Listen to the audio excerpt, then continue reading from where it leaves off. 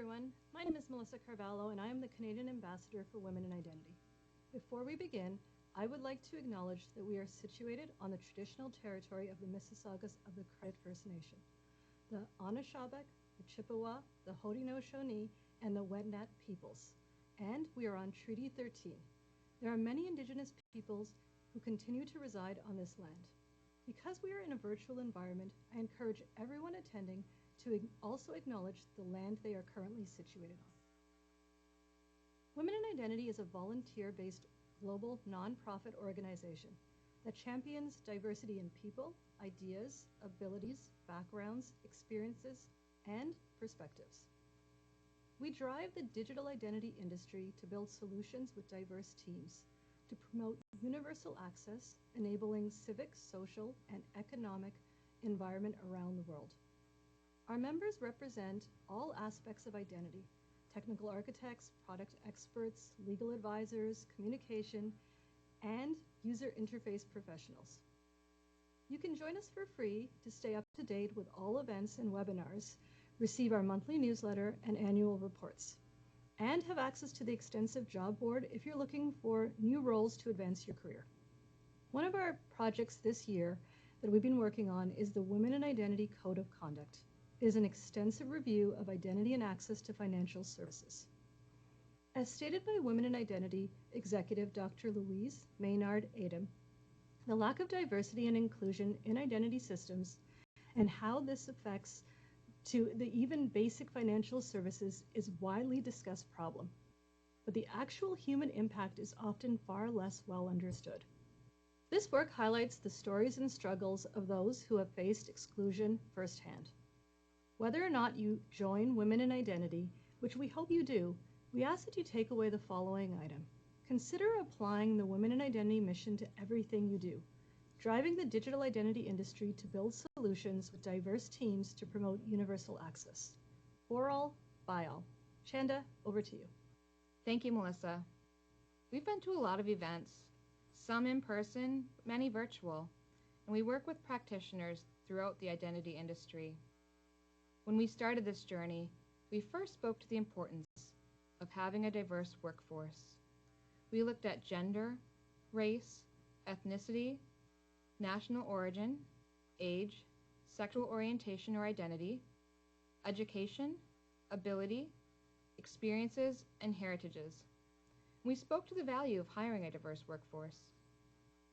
Based on McKinsey research, companies in the top quartile for gender or racial and ethnic diversity are more likely to have financial returns above their national industry medians. At our Women in Identity specific events, we don't only support diversity, but we also look into being fully inclusive of our diverse workforce. This happens in various forms, including, but not limited to, inviting our staff to meetings and making sure that they're heard. We elevate them and champion their ideas. While we started the discussion because we have a platform, looking at neurodiverse talent really makes business sense. We have a massive skilled labor shortfall and talent pool of highly analytical resources that sadly have unemployment rates at around 80%. Let's start with a definition. What is neurodiversity? Neurodiversity is a really broad category for individuals that think and learn differently. Some of the many diagnoses that neurodiverse people may have could include autism spectrum disorder, ASD, attention deficit hyperactivity disorder, ADHD, dyslexia, and dyspraxia. A diagnosis may be co-occurring, such as the combination of ASD and ADHD. No matter the diagnosis, neurodiverse individuals have a variety of strengths and capabilities. For example, according to JP Morgan, employees with autism are 48% faster and up to 92% more productive than their neurotypical. In our fall presentation during the CyberX CISO Summit, we started to go over some of the very simple accommodations we can make, such as the way we interview and using noise-canceling headphones. These are really quick things we can do at a high level as we strive for diversity. Expanding on that, we have 3 presentations today where our sponsors will walk us through their journey and share success stories. Thank you for joining us. For our online participants, please share your questions as you watch the presentation using Slido by simply going to the link and inserting the event code WID Talent. All questions will be answered during the live Q&A session. Now I'll pass things over to Rola. At RBC, we strive to create an inclusive and supportive workplace environment where each and everyone is enabled and empowered to reach their full potential. It's our philosophy that a fulfilling and meaningful job should meet and exceed the expectations of the employees. That's why we've developed unique hiring programs that are specifically tailored to persons with disabilities. This means support throughout the hiring, interviewing, and onboarding process, and ensuring this support carries through into the future after they join our team. As such, RBC has been partnering with Career Edge as a top employer since 1999. This program has provided more than 200 persons with disabilities with valuable work experience and exposure at RBC. Career Edge is an organization dedicated to providing paid internships to persons with disabilities. These 6 to 12-month contract positions exist across many different areas of the bank. In addition to this ongoing partnership, at RBC, we have a workplace accommodation office and an HR consultant team who provide support and guidance on implementing accommodation for employees with disabilities, whether it's visible or invisible. We also have a dedicated IT accessibility team to test and implement adaptive technology. At RBC, we accommodate everyone that needs accommodation to perform their work, which includes our employees as well as our contractors, interns, and co-op students. We also have employee resource groups, also known as ERGs, that are voluntary, employee-led groups whose aim is to foster a diverse, inclusive workplace with the organization they serve. Our RBC Reach Group, one of these ERGs, is dedicated to improving the experience of employees with disabilities by eliminating stigma, increasing education and awareness, providing our leaders and employee community with the required information to collectively and effectively drive inclusion. Last but not least, our Diversity Works Here RBC event series are designed to break barriers and create a unique personalized experience for talent from diverse communities. We create opportunities for everyone: women, persons with disabilities, Indigenous peoples, newcomers to Canada, and the LGBTQ+ community to network and gain insights from RBC hiring managers and recruiters to explore rewarding careers at RBC. If you or anyone you know would like to connect with us, you have any questions or need assistance with your job application, you can reach us at accessiblecareers@rbc.com. Hello, everyone. I'm Asma Hassan, and I'm so pleased to be hosting today's panel for Women and Identity on the important topic of neurodiversity in the workplace. I'd like to start off by acknowledging the land my home office in Canada is located on is the traditional territory of the Wendat, the Anishinaabe, the Haudenosaunee, the Métis, and the Mississaugas of the New Credit First Nation. As I mentioned, the topic of today's panel is neurodiversity in the workplace. And for those who are not familiar with the term neurodiverse, it is a concept that considers the range of differences in human brain function and behavioral traits as normal variations. Neurodiversity is also a social justice movement which promotes the civil rights, equality, dignity, and the social inclusion of neurodiverse people. There are many different conditions that fall under the neurodiversity umbrella, including autism, ADD, ADHD, dyslexia, dyscalculia, dyspraxia, Tourette's syndrome, as well as certain mental health conditions such as schizophrenia, depression, anxiety, and OCD. I'd now like to move on to introductions. As mentioned, my name is Asma, and I'm a tax partner at KPMG Canada and leader of the Intelligent Delivery and Innovation Tax Practice in Toronto. I'm also the proud mom of a beautiful 7-year-old little girl on the autism spectrum, and that led to my setting up and co-chairing the Special Family and Friends Network at KPMG, which is an employee-based resource group created to provide a supportive work environment for parents, family members, friends, and allies of neurodiverse children. I'll now ask our wonderful panel for today's discussion to introduce themselves. And Dylan, I'll start off with you. Hello, everyone. Um, my name is Dylan Salviati, and I am a second-year staff accountant out of Kamloops, British Columbia. What brings me here today is, as a 23-year-old man turning 24 in a few months, is identified with autism spectrum disorder. I received my diagnosis at the age of 5 in kindergarten in 2003, and I had a tough upbringing growing up in life. I'd be told I would never learn to read or likely not find meaningful employment later on in life. But with the help of many important people in my life, I was able to get through it successfully. I graduated high school in 2016, and I attended university and got a Bachelor of Business Administration degree, majoring in accounting in 2020, and I am currently pursuing my Chartered Professional Accountant designation. Um, doing doing these kinds of activities, advocating for neurodiversity, people with invisible disabilities, and to a more narrow standpoint, people with autism spectrum disorder, like myself, is probably one of the things I'm most passionate about in my life, and I'm willing to go out of my way any place, anytime, anywhere to advocate and help other people like me and other allies who also know what it's like you, Asma.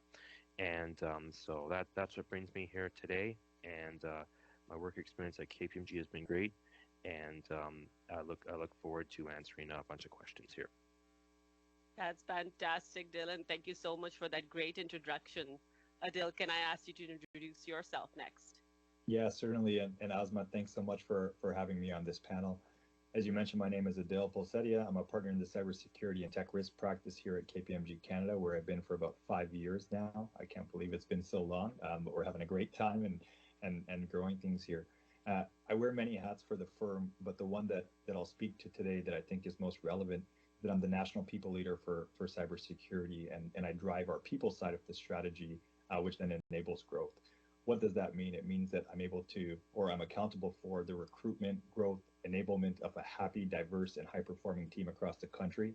And it really closely aligns to what I personally care about.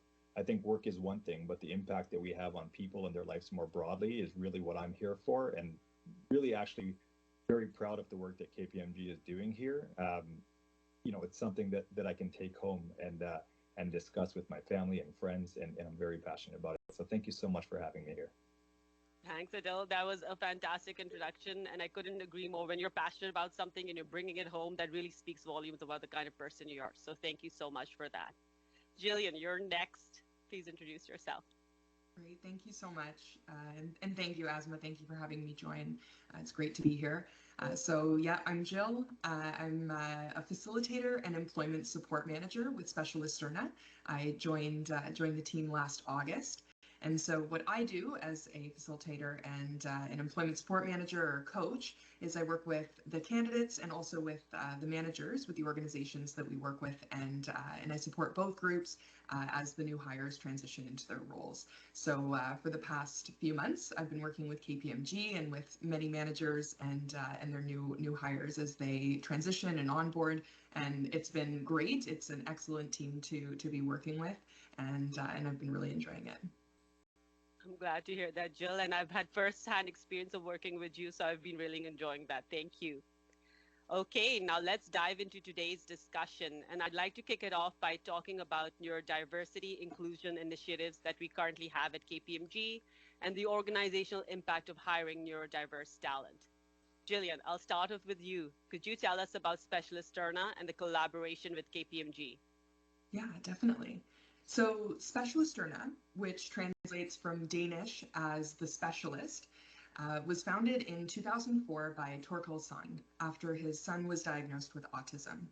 He became heavily involved in the autism community in Denmark and met many young adults on the spectrum who were looking for work but had trouble finding meaningful employment despite their skills and education.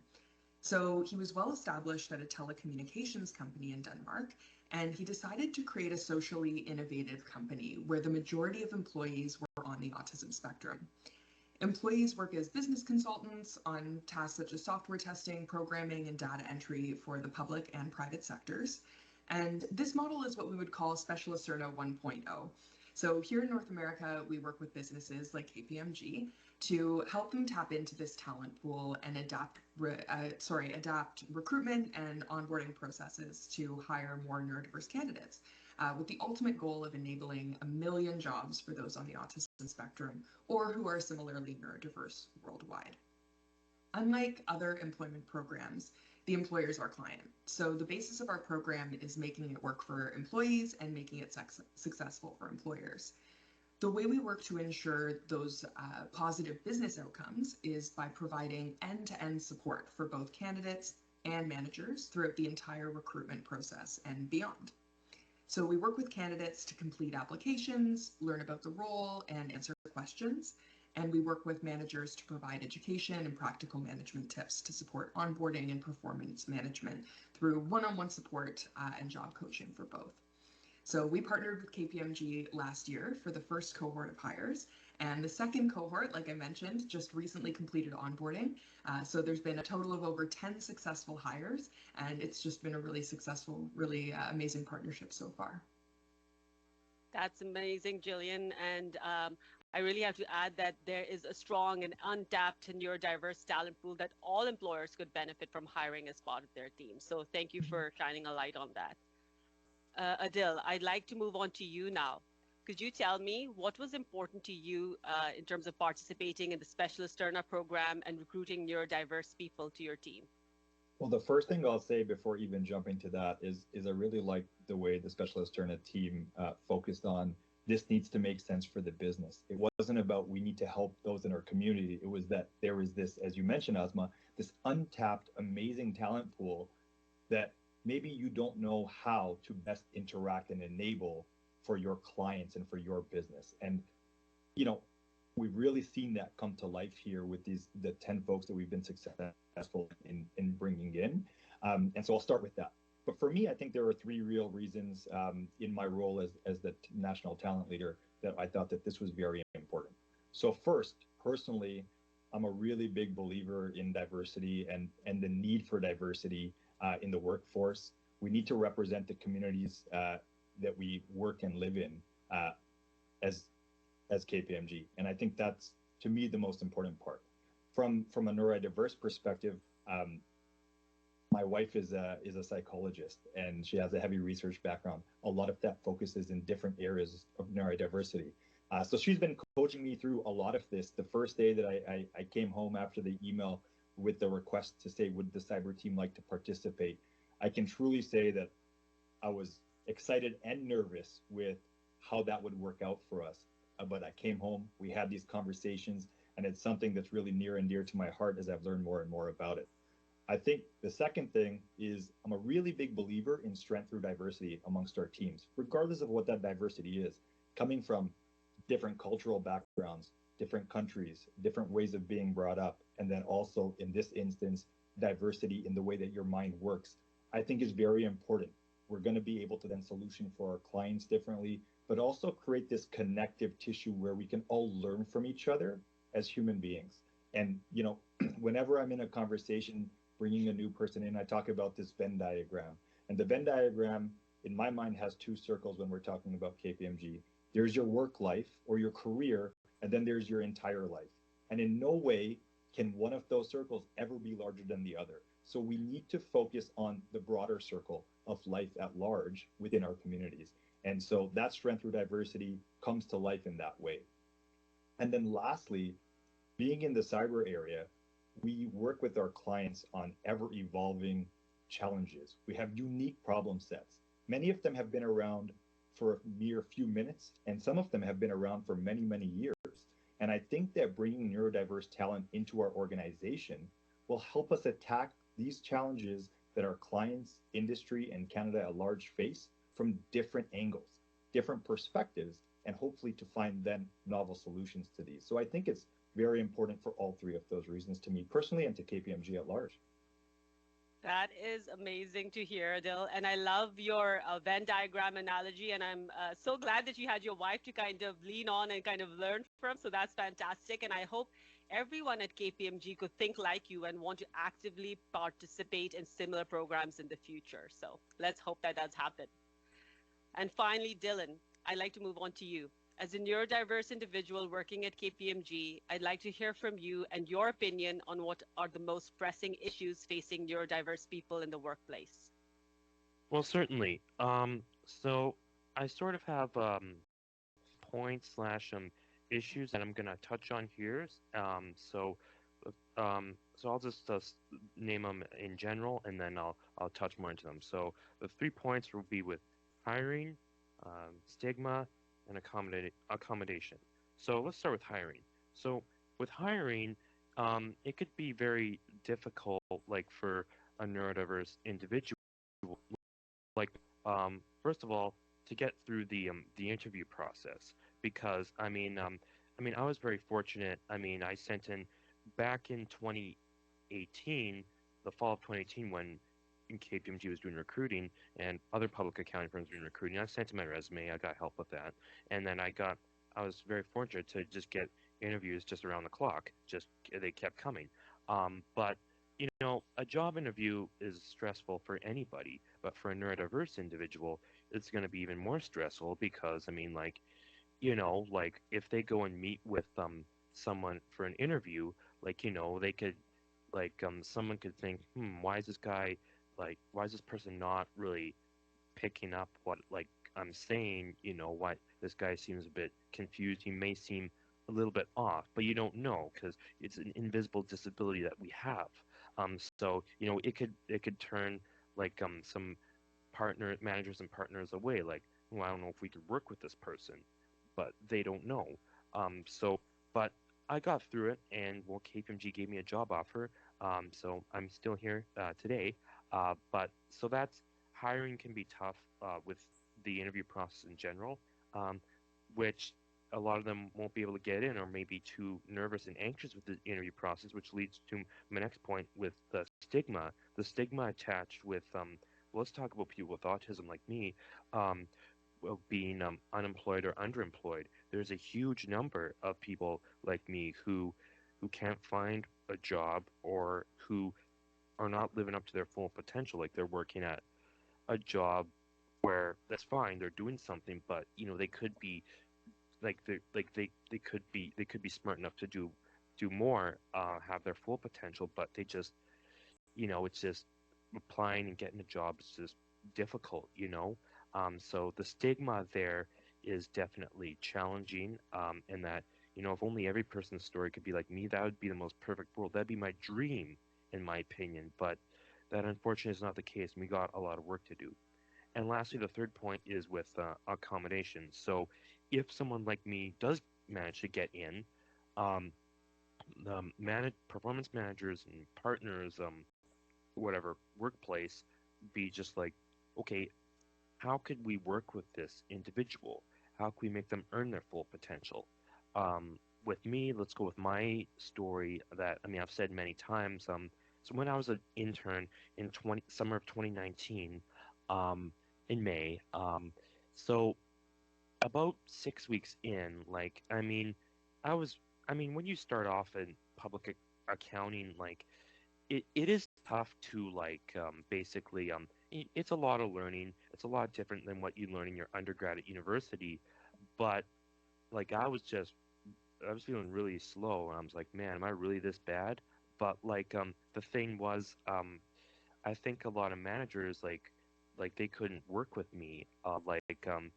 They're just wondering, why is this guy really slow for no reason? Like, is this guy just lazy, or is this guy not competent? Then again, I've been here for 2 years. I still got a lot of learning to do. But the thing is, after 6 weeks, and I knew I was going to have this conversation. I finally decided to step up and go to my performance manager and talk closed doors and kind of disclose this my invisible disability to her. And we had a 30-minute conversation. I told her about my life experiences and how I got here today. And then she asked me, "Do you mind if I tell management, other managers and partners about this?" I said, "Go for it. I encourage you to." And by telling her to do this, and for her telling everyone about this, my work from the rest of that 4 month period, the 4 month internship, it definitely got a lot better. I was able to just I'm, I mean, I've still got a lot of learning. I still need a lot more learning, and I've come a long way from here to the end of my internship. But the thing is, when I made that discussion, I just knew managers were able to work with me better. And they really just like, okay, this guy might need to need to have things done a certain way. He's just a person. He thinks a little bit differently. He just goes around his way a bit differently. So the managers were able to work with me better, and well, they offered me a full-time job, which I accepted, and I'm still here today. So those are sort of my most pressing issues in the workplace: hiring, stigma, and accommodation. Thank you, Dylan. And I completely agree. You touched upon some really important issues there. And I'm really happy that KPMG did hire you back full time and that you were brave enough to disclose and are continuing to be successful in your role. And thank you so much for always being a vocal advocate for all neurodiverse people at the firm. Thank you. Jillian, I'd like to circle back to you now. What organizational factors do you think contribute to the successful job retention and career progression of neurodiverse workers and organizations? Yeah, definitely. Thank you, Asma. So the first thing is taking an individualized approach. And I hope a lot of this echoes what you just shared, Dylan. I really appreciate you sharing all of that. So employers get the best from their employees by recognizing each employee's individuality.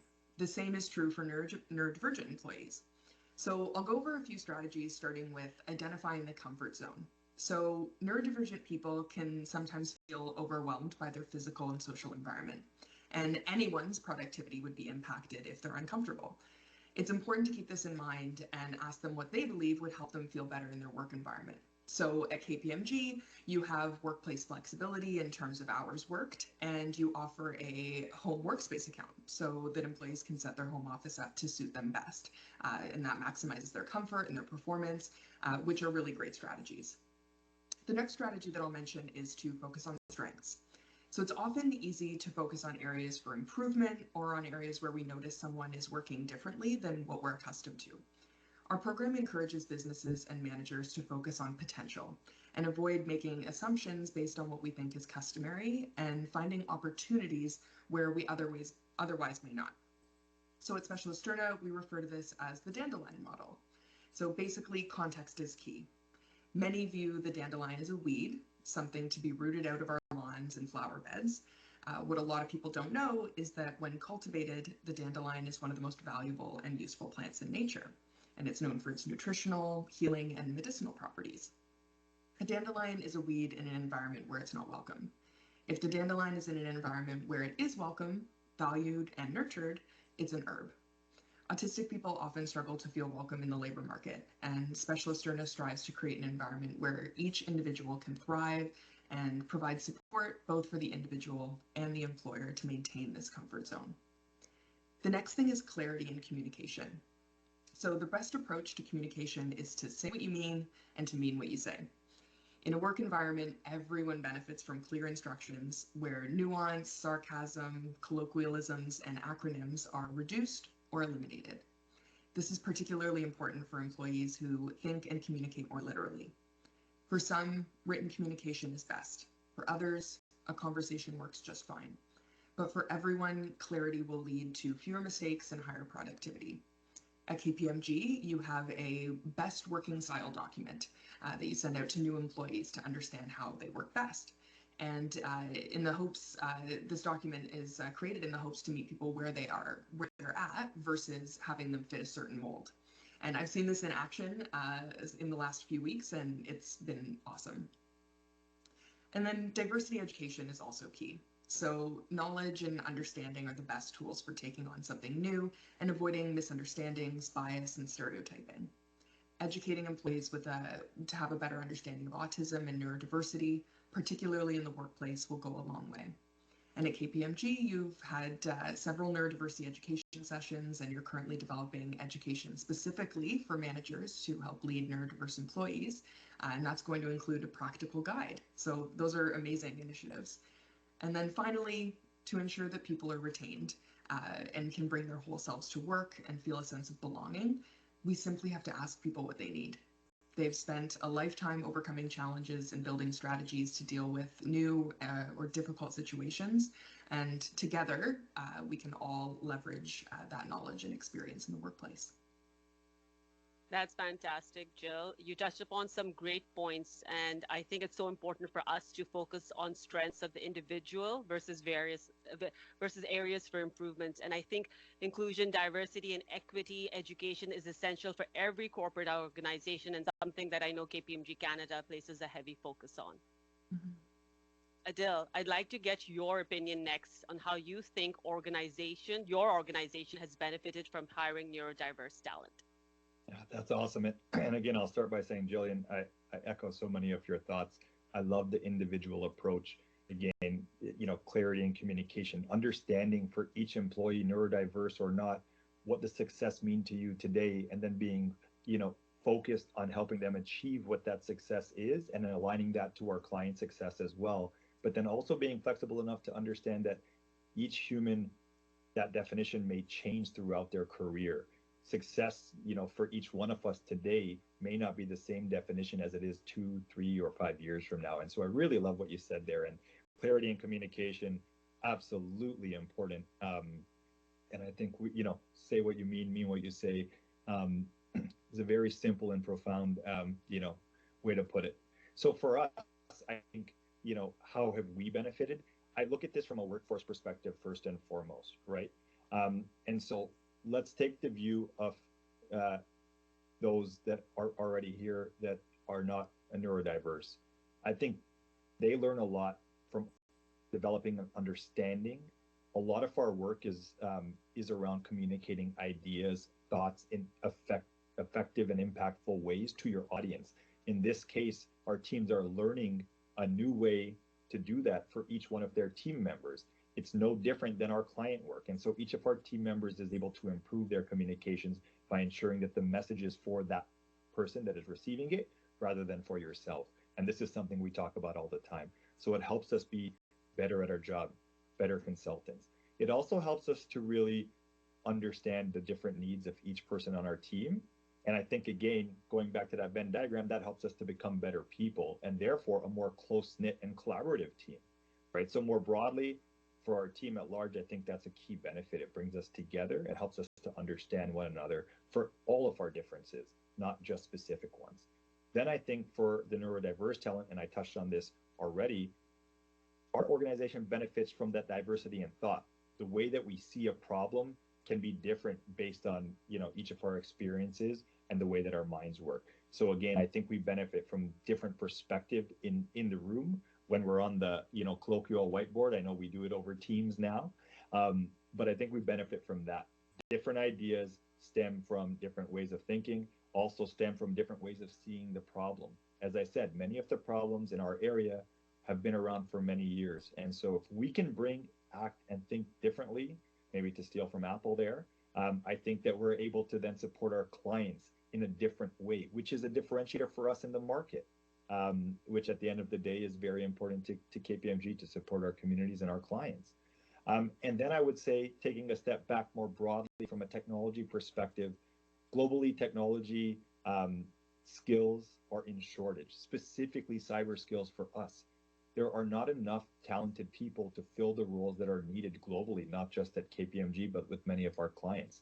Being able to tap in and understand and utilize a specifically skilled workforce is so important for us to continue to grow as a cyber community. So I would look at it from those perspectives. I could not agree with you more, Adele. I think hiring neurodiverse talent not only will help us close the gap for the shortage of talent in the tech sector that you just spoke about, but it will also allow organizations to have diversity of thought that leads to true innovative thinking. Thank you so much for championing that. Dylan, I'd like to hear from you on what challenges you believe KPMG has faced in terms of supporting neurodiverse people and what approaches has KPMG taken to mitigate these challenges. Of course. So the challenge has been what I've seen is, well, again, let's go two points for the challenges and then 2 points for what is kind of done. So let's start with the challenges. So we've got disclosure and how can you make them earn their full potential. So they both kind of go together. So when we talk about disclosure, the the problem is, and it sort of has to be kind of an unspoken thing. The thing is with neurodiverse individuals is not all neurodiverse people will be as open and willing to talk about these kind of things like I am. I'm willing to go out of my way to do this any place, anytime, anywhere. The thing, and even to my colleagues, just in general, I'm willing to talk about this just out in the open. Um, but the thing is, if you asked me would I be comfortable talking about this throughout my high school years, no, I was very closeted about this. Um, but the thing is, I don't ever what I want to tell neurodiverse people, for any neurodiverse person out there, is to, you know you don't have to be as open as I am, but have this conversation with your performance manager. Talk to them about this. Um, I talk to them about my disclosure and encourage them to tell all management. And I don't regret this. This is probably the best thing I've ever done in my young career. I probably would not have been here today if I never done that. I guarantee you, my internship wouldn't have gotten better if I did not have this conversation.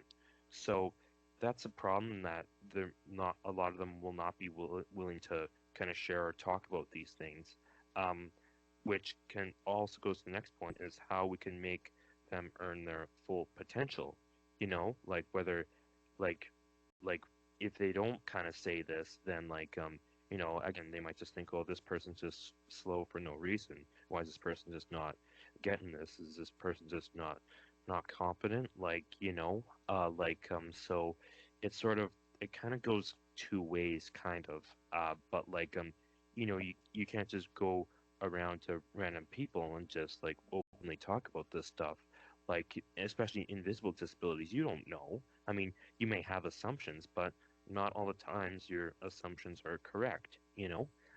So disclosure and how they can reach their full potential, they really go hand in hand. So in that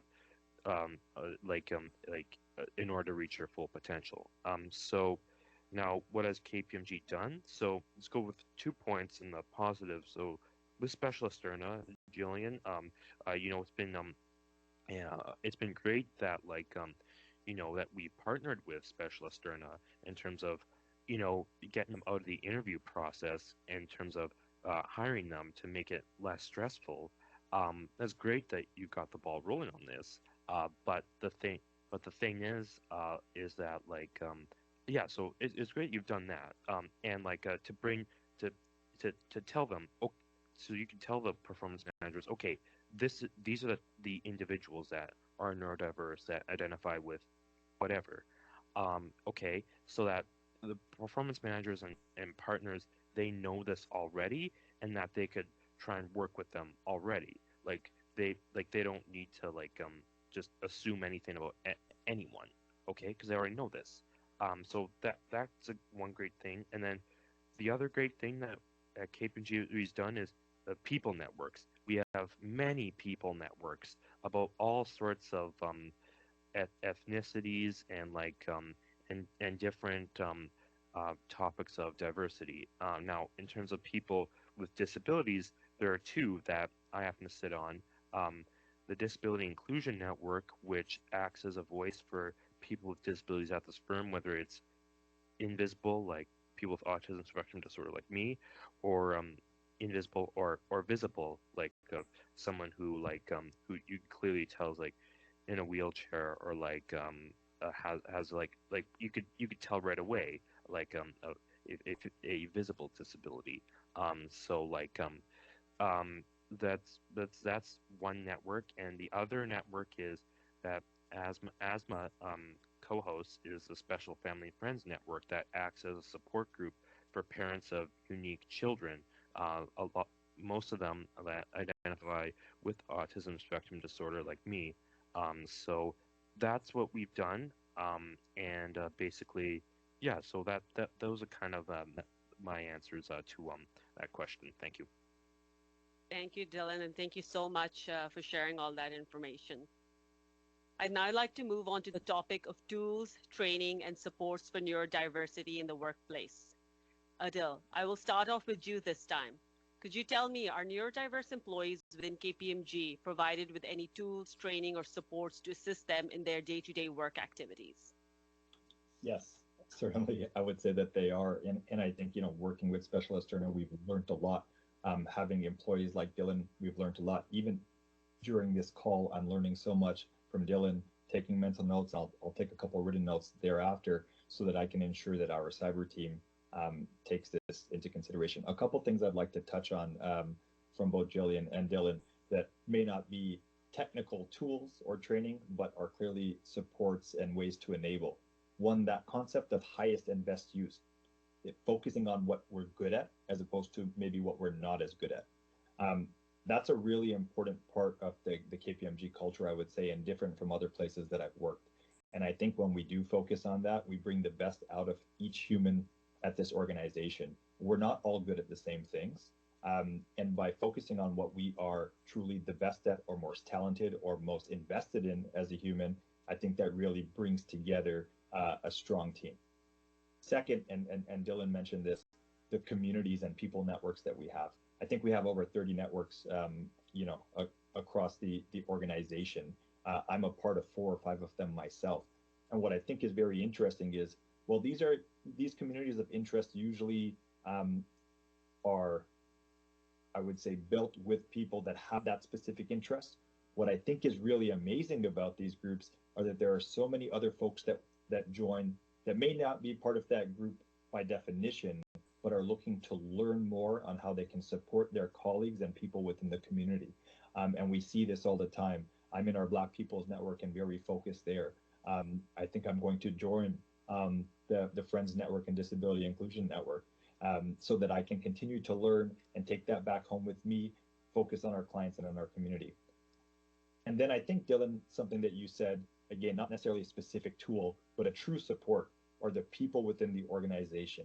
If you are comfortable to have the conversation about whatever special requirements, needs, or ideas that you may have, our people are the best tool. But then we need to enable them with training and with an ability to understand. And so we do have a couple things in place. So all of our new employees have a productivity profile, helps them to understand preferences, communication styles. You know, one of the simplest things is, what would you like to be called? It may not be the name that shows up, in the system. Such a simple thing, but very important for communication. How you're most effective in the day. Do you want to work early in the day, later in the day, throughout the day? Then we have an individual accommodation plan for any specific limitations or requirements that you have. I think that maybe rather than an accommodation plan, this is a success plan from my perspective. I like to look at it differently. But some of the things that we have to enable folks flexible work arrangements in terms of time and place. And, I think in terms of place, everybody's working from home for the most part nowadays. And so that may have been new news 3 years ago, but in today's world, it's pretty standard. We have the technology supports, and Jillian mentioned some of those. We have accessible communication supports, specific allowances for ergonomics with your office, your chair, your keyboard, footstools. And then we also have a realignment or bundling of work activities that's potentially important. But again, that to me aligns to highest and best use.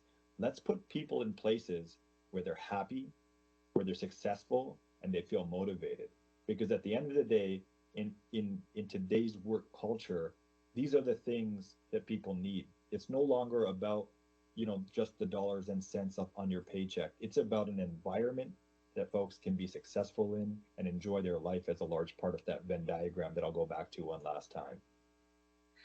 That's fantastic to hear, Adele. And I completely agree with the point that people have to be happy and motivated because nowadays you do spend more time at work than you do at home. I know during COVID it's a little different because we're working from home, but a few years ago when we were in the office, I used to joke saying to my boss that I spend more hours in the day with you than I do with my family. So you really do have to be happy and motivated and ensure that people are happy where they're working. And I agree, having people networks at the firm truly provides a sense of belonging and community at the firm. So thank you for that. Dylan, I'd like to hear from you next on how you think neurodiversity inclusion initiatives at your organization could be improved. Yes, definitely. So I think in time we won't need an external organization for neurodiverse hiring. It'll just be a part of the recruiting process. I mean, yeah, thank you, Jillian and Specialist Sternap, for getting this process started. Hats off to you. But the thing is, we're getting this process rolling, and I think in time, like, it'll just be like part of the hiring. I think what really needs to happen is just like all managers and partners like should have training on neurodiversity, like education sessions, like how some people may communicate or react to certain things, you know. But it all kind of goes on a case by case basis. Like no two people with autism are the same. Like my strengths and weaknesses may totally be different to another person who identifies with autism spectrum disorder's strengths and weaknesses.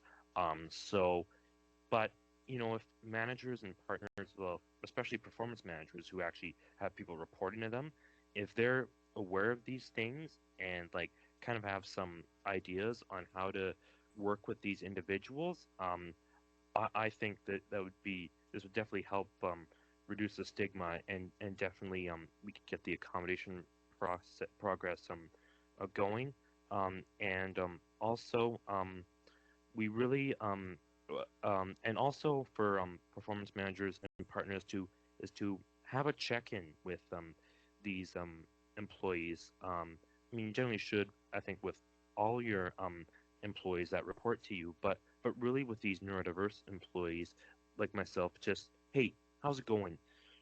What's working great for you? What isn't working great for you? How could we support this so that you could do do better with your work? Okay, is there some barrier that we don't know about and that we're not doing a good job at? So if they could do like check-ins, I mean, not every day, but like maybe every few weeks to a month, I think this could definitely help with neurodiversity initiatives. And last but not least, I know I've kind of repeated myself with the other two questions, is with disclosure, is that it's sort of got to be like it has to kind of go two ways with the performance manager and the employee. Like it should be kind of an unspoken rule and solicited that neurodiverse people should talk about like their invisible disabilities and challenges to their performance manager. You know, Again, I've done that, and I don't regret doing it. Um, Maybe if I were to go back, I might have done it sooner. Who knows?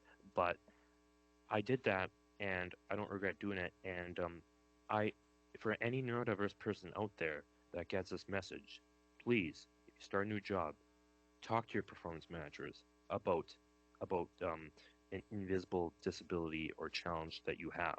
I did it, and I don't regret it. And Also, you don't have to be as open as I am, but if you like, we need to like encourage them to talk about this, and it could be as confidential as filling out their diversity profile, like, do you identify with a disability? Yes. And then if so, okay, and then let's learn more. So then it could be as confidential as possible that only their performance managers see this, and then they could talk to them afterwards. But I think this should be included in their onboarding training, really, when they get in, like, to really talk about neurodiversity and diversity in general, to have these discussions. So I believe all of these points can help with neurodiversity inclusion initiatives at KPMG in Canada. Thank you for sharing that, Dylan. And you gave some great pieces of advice. And I love the fact that one of your advice was so simple, just simply checking in with the individual employee, like a performance manager, a partner, checking in and seeing how they're doing. What can we do to make things work better for them? It's as simple as that. And I really like the fact that you spoke about identifying the strengths of the individual and leveraging them rather than trying to fit them into ways that we're currently working. So thank you so much for sharing all of that. Of course. And finally, Jillian, if you could give advice to other organizations that are just starting out with their neurodiversity inclusion initiatives, what would that advice be? Yeah, definitely. And I also want to say I agree with what you shared, Dylan. Specialist Cerna operates as kind of a side door for neurodiverse talent. And down the line, we certainly hope that businesses can move forward in such a way that neurodiverse talent can come in through the front door, along with all other talent as well. So to answer your question, Asma, providing neurodiversity education to all employees is a great place to start. Working with an organization that specializes in neurodiversity inclusion, such as Specialist Cerna, and looking for ambassadors at your organization internally, like Dylan, that will support and advocate for this work. There are neurodiverse people already in your workplaces. Your journey has already started. Inclusive and equitable hiring practices benefit everyone. And when we focus on people's skills and competencies rather than zeroing in on their degrees and experience, that also benefits other marginalized groups who face barriers in the job market. And employing universal design principles and implementing things like a productivity profile that we've discussed a bit today, where every employee can share how they work best with their colleagues. These types of things help to cultivate an environment where all differences are supported. That is amazing, Jillian. Thank you for sharing that. And you're absolutely right. Inclusive and equitable hiring practices benefit everyone. And I believe corporate organizations across the globe need to realize that sooner rather than later. I'd now like to wrap up our session for today. A big thank you to all our panelists and our Women in Identity members for tuning in to listen and learn about neurodiversity in the workplace. Feel free to connect with any of us on LinkedIn, and let's continue the conversation and help create a more inclusive world for everyone. Thank you. My name's Rita Gurvich, and I'm the CEO and founder of Sphere. And I'm actively engaged with the corporate community around diversity and inclusion in the workplace. We are a proud sponsor of the Women in Identity organization and are thrilled to participate in this event, focusing specifically on hiring neurodiverse talent. I've recruited Kat and Kieran to join me in this discussion. Kat is a threat operations analyst at Huntress, and Kieran is a vice president at Goldman Sachs. Both will share more about themselves in a moment. Today, we are going to explore how to make the workplace, whether virtual or on-site, a comfortable and productive place for neurodiverse talent to thrive. So without further ado, Kat, tell us about yourself. What do you like about being neurodiverse, and how did you find your way into the cybersecurity industry? Well, my name is Kat Cantillo. I use she, her, they, them pronouns interchangeably. I bring humor, honesty, and awkwardness into everything I do. I'm married to my wife, Tracy, and we live in New York State with our 2 cats. For my job, as stated before, is that I'm a threat ops analyst at Huntress for almost 3 years come this August. I'm very passionate about speaking and advocating for neurodiversity, autism, accessibility, chronic illnesses, and then just in general of DEI and belonging in the workplace. In terms of how I got into the cybersecurity industry, it's a very long story, but to make it short, I graduated with my associate's degree in social work, realized it wasn't for me, and eventually found my way into going to Utica College online. And I was interested in the cybersecurity aspect. And during that time, I found a friend, Micah, online, and she was working at Huntress at the time. And she was like, "You would love this job. It would really be a great fit for you. Just apply for a 90-day internship." I had never had a job before then, and I was so anxious that they were going to judge me based on how old I was and the non-experience that I had. But I applied. I did this sort of very casual interview, and I got hired. And then they hired me 90 days later for a full-time position. And then my favorite thing about being neurodivergent would be how honest I am. You can rely on me about speaking my opinion no matter what. I'm the type of friend that you can count on to give you that honest opinion, to tell you not what you want to hear, but what you need to hear. I can't wait to dive into more of this with you, Kat. But before we do that, Kiran, do you mind sharing a little bit about yourself? Hello, everyone. My name is Kiran Sriramoju, and I'm a Vice President in the Engineering Division at Goldman Sachs. I run an engineering team that's responsible for the productivity and collaboration experience for the firm. I'm super delighted to be here and already having a great time on this conversation. Thank you, Kiran. And would you mind sharing a little bit about how you became interested in diversity and inclusion at Goldman Sachs? Sure. When I came into this country and entered the workforce 18 years ago, I was a complete outsider. Though I came from a renowned school and with good credentials, it was quite a task for me to fit in. Thankfully, I was surrounded by some of the best employers and colleagues who accepted me for who I am and supported my diverse perspectives. Fast forward 4 years, I feel it's my responsibility to give back to the community and contribute to the careers of people who come from different backgrounds. Diversity enhances creativity. It welcomes and celebrates new perspectives, leading to better decision making and problem solving. So, as an employer, this will help me create a culture that is open and welcoming to all. As a result, the employees don't have to fake it to fit in, allowing them to bring their authentic selves to work. So, it's a win win for the employee as well as the employer. With this thought process, I run the Women in Engineering Affinity Network for Goldman Sachs Texas region and also started exploring the new neurodiversity space, which I believe has huge potential to be tapped into. Well, it's obvious I picked the two best people to talk about this very interesting topic. And Kat, what led you to become an advocate for neurodiversity in the workplace? This it kind of goes as far back as when I was diagnosed autistic. It was like finding answers to questions I had all my life. I knew I was learning disabled, and that only answered only a few things that I could have like, what is really wrong with me? Nothing was actually wrong with me. It just had the diagnosis gave me those answers as to why I did certain things that other people didn't do. And so that became almost like a life's purpose to advocate and educate other people on autism and neurodiversity.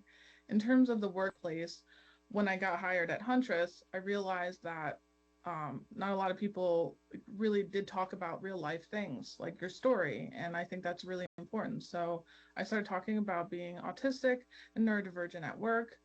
And then I started also posting about it on LinkedIn to kind of reach a wider range of people. And this is what helped me get started in talking more about this and being an advocate about neurodiversity in the workplace.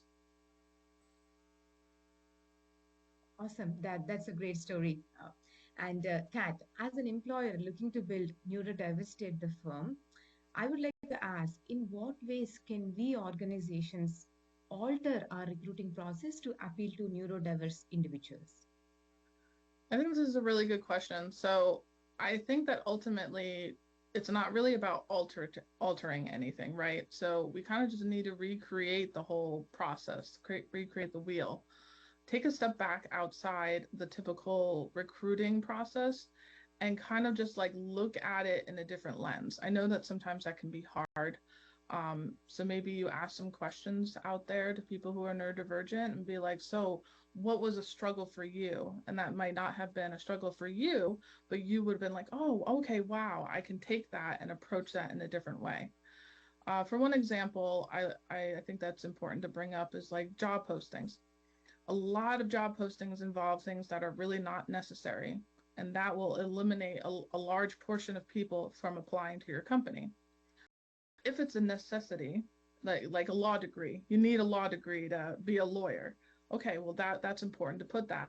But does somebody really need a computer science degree to apply to this? Or does their past experience or other aspects include in that. But if you don't put that in your job posting, that might take somebody who's literal like me, who reads that and goes, "Oh, I can't apply to this job." So I think that approaching it in a different aspect outside is really important. And then the other thing is there's a lot of unknowns and uncertainty, right, in the typical recruitment process. And if you make that more known, that would be more appealing to neurodivergent individuals. Kind of like outlining an agenda, something that simple for an interview could really change the world and change the approach that a neurodivergent person will bring to that interview. Unbelievable and so interesting. And Kieran, how do you think Goldman Sachs is navigating the recruitment process? Yeah, thanks, Rita, for that question. I'm glad to inform about the Goldman Sachs Neurodiversity Hiring Initiative. We call it as GSNHI, which is a 8-week paid internship program for people who identify as neurodivergent. This program aims to empower and integrate neurodiverse people into our workplace. By providing robust training, coaching, and mentoring, this program will position the participants for the long term career path that they deserve. This initiative was actually launched in 2020, fairly recent, but the first class had 100% offer and acceptance rate. As we head into our third year, we are excited to announce new locations and a lot more job functions. So please do check out goldmansachs.com/careers.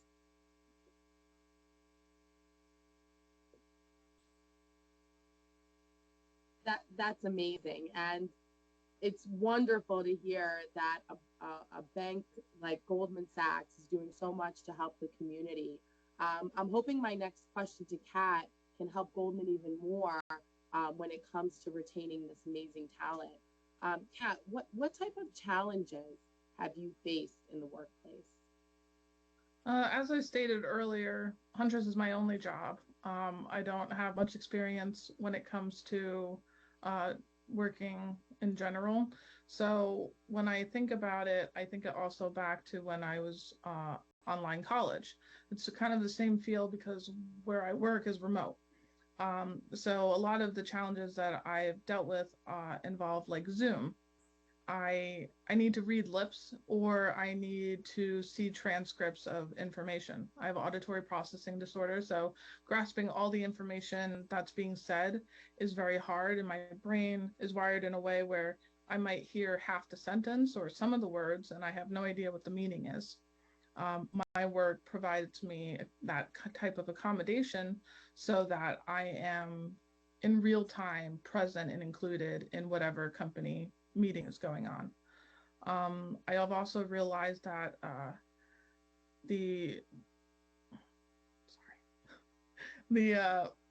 for like Zoom fatigue, which is a thing that other people, like neurotypical people, also deal with. So that idea of being on camera versus not being on camera, I think that offering that to everybody is really important. I think when you're speaking on the Zoom cam, your camera should be on. But other than that, it's very draining to just always be on camera 24/7 when you're in a meeting. So that was another challenge that I had not really dealt with until here. And then before COVID, we had work summits. So it was my first time experience in person with other people, and it was hard socially. I was very kind of shut off, but also trying my hardest to communicate with other people. And it kind of probably turned me into like somebody who was very mean, but I was trying my best to be very talkative and communicative, but at the same time be able to keep my battery, level internally as high as I can. Other things during that I struggled with in terms of challenges was like lights. I don't typically work with lights on, and I was working with a team at the time, and so I just asked them, "Can we turn the lights off?" So that was another aspect of a challenge for me in the workplace. But yeah, that's typically what I've kind of just had to deal with. Pat, it's so insightful to understand how unique the challenges and the needs are. And thank you for the candid inputs and extending that a little more, right? As and how we get back to office. What type of work environment do you say is most conducive for neurodiverse population? So for me specifically, working from home. So it's again, it's a not a luxury for most people. Like they're like, "Woo, I get to work from home! Yay! I don't have to go in the office." For me, it's a necessity. I have other aspects other than being autistic. Like I have chronic illnesses, and sometimes I have mobility issues. That extra added stress about whether or not I can walk out my apartment and get into a car, I don't have that. I can be like, okay, yes, I might have to come on a little later at work, and just let my boss know, and I can just come over here, or I can bring the laptop to the bed if necessary. I prefer to work at a desk, but I have that option. I also have the option of controlling my own environment. So I have a portable AC. If it gets too hot, I can turn it on. I don't have to work with lights on. And I have multiple noise canceling headphones, and Bluetooth speakers for when maybe headphones is too much for me. So that sort of aspect I works best for me. I can be my most productive self. I can come to work, um, and be the best employee I can be for my company. No, so much clarity and honesty. Thank you for sharing that. And just an extension or a follow up to that question, what can organizations also do to help ensure belonging in the workplace to make sure that you feel part of the larger team? So I think this is a really good question in general because every neurodivergent person out there is different. So you have someone with ADHD, you have someone who's autistic. They're all going to have different needs and to be their best self, right? So the one thing I really like to think about is the term cultural fit. A lot of companies approach an interview process as, will this person fit in my culture, the culture at work? And in reality, that's a lot of reasons why people are judged in the interview, right? So you're rejecting a whole entire pool of highly qualified, probably the best qualified people. If you approach that interview with a value fit rather than a cultural fit, you're approaching, well, this does this person have good morals? Do I want this person like just as a good person versus, okay, this person's not looking at me in this interview. They are fidgeting, they're all over the place, their knee is bouncing, they're not even paying attention to me. Well, that helps take that aspect out. You're not judging that person. You're hearing what skills that they can bring. Maybe they have a good heart and they love and they're passionate about what they do. You're going to want that at your company, right? And then outside of the interview aspect and just in like a workplace in general, in person, hybrid, remote, whatever it may be, think about sensory issues. Most neurodivergent people have sensory issues, whether it's sound, so maybe too much of people walking around. So noise canceling headphones helps with that. Those evil lights in the ceiling that can give anybody a headache, and can be too overwhelming and cause a sensory overload. You can put a color overlay there, right? Where you can turn the lights off. There's options. And then also another thing to keep in mind is there's options that are relatively low cost, right? So cost is a really big factor.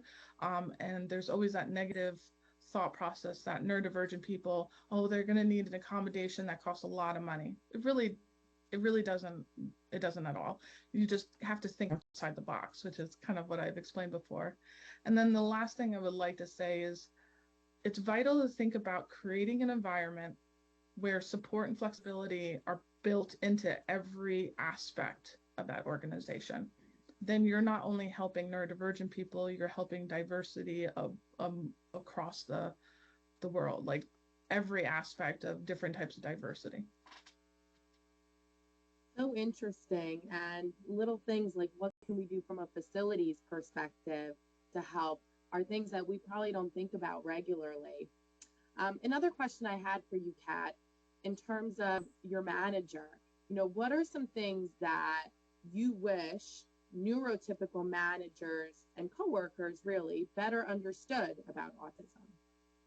So I could probably write a book about this, but I think that ultimately the important thing is the first thing is to understand that every autistic and every neurodivergent person is one person. You've only met one person with challenges or needs that are going to be different than the other person. So if you've had one autistic person come into your company, just understand that when you apply anything else towards, another autistic person, it's going to be different.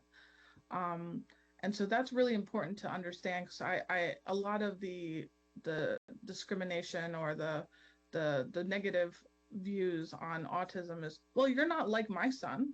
Well, my son is nonverbal. That doesn't make me less autistic, right? So it doesn't make me less anything on that aspect. You have to think about it in a different way. It's a spectrum. It's even more of a spectrum. It's just like a very, like, I don't even know what a word I could use for it, but one, think that. Two, the one thing that I think is really important to bring up is that autistic people, typically when they're in a job that fits them, they're 140% more productive. They're way beyond the neurotypical person when they approach it. And when that level drops below that, we think that we're failures, right? So we're not giving our 100% best, which is 140%, and maybe a neurotypical person is 100%, right? I might think I'm failing when mine drops just a little bit because I'm not being as productive. Understand that when someone might be struggling to keep up with that's the difference there, right? So they're not failing, they're just, maybe stress is going on, maybe the sensory overload, maybe they need a break. And as a manager, you could be like, hey, I see you're struggling a little bit. Do you want to go take a 5-minute break? Something simple as that can really be beneficial. And then I also think that just in general, that neurodiversity and autism doesn't hold a person back. It's usually discrimination. So my best advice would be to keep an open mind, be understanding and supportive to each neurodivergent and autistic person that comes into your company. And if you're unsure, ask questions. Wow, Kat. I mean, there is an undeniable truth that I've learned throughout organizing and participating in this discussion. And that is that neurodivergent workers are a unique asset to organizations. And they unfortunately continue to be an underrepresented group. Given the talent shortage, this is the perfect time for companies to shift gears and implement procedures around hiring and retaining neurodiverse talent, an untapped pool of potential. I would strongly encourage organizations to ensure diverse hiring practices are part of their culture. Kat and Kieran, thank you again for taking part in this discussion. This has been incredibly informative and helpful. Kieran, do you have anything you'd like to share in terms of closing thoughts? Rita, I loved how you summarized it. I 100% agree. It's super insightful to learn how unique the requirements and the needs are and how we can tap into their best abilities with small changes. Wonderful discussion and very important takeaways for me. Kat, wish you the very best, and I look forward to all of us coming together to bring further momentum to Neurodiversity Initiative. Thank you for having me. Hello, everyone. So moving now to our live Q&A panel. Just a quick reminder that you can also submit your questions through Slido. The event code for today's session is WID Talent, one word. We are looking forward to seeing all your questions and answering it tonight. So before I start, I'd like to take a minute to just introduce all of our panelists for today. And starting with Rita Gurvich. She is the CEO and founder of Sphere, a cybersecurity company that focuses on a cool new concept called identity hygiene. From the start, Sphere has been and continues to be a woman-owned and woman-operated business under Rita's leadership. Sphere focuses a lot on diversity and inclusion, partnering with various nonprofits to promote the mission, and is also kicking off its own interactive channel, proudly named Sphere Her, highlighting female leadership in cybersecurity and providing a platform for them to communicate their own journeys while mentoring and encouraging the next generation of women leaders. Welcome, Rita. Thank you. Next, we have Thomas Davis. And Thomas is a cybersecurity partner within KPMG Canada, helping clients lead digital value creation and protection initiatives across banking, private equity, and digital identity. With a strong focus on gender equality, Thomas is a supporter of women in identity and is a passionate champion of neurodiversity, with a special interest in integration and support within the cybersecurity domain. Hello, welcome. And last but not least, we have Shanda Jackson. Shanda is a Canadian lead for Women in Identity as the Director of the Global Cybersecurity Planning Office. Shanda leads a team that manages financial submissions and reporting for GCS, Global Cybersecurity, including fiscal year plans, forecasting, and headcount. Shanda is also involved in RBC corporate initiatives as the GCS lead and business continuity planning. Another segment of her team is responsible for communication events that enable upskilling, team bonding, and inclusiveness. Hello, Shanda, and welcome. Thank you.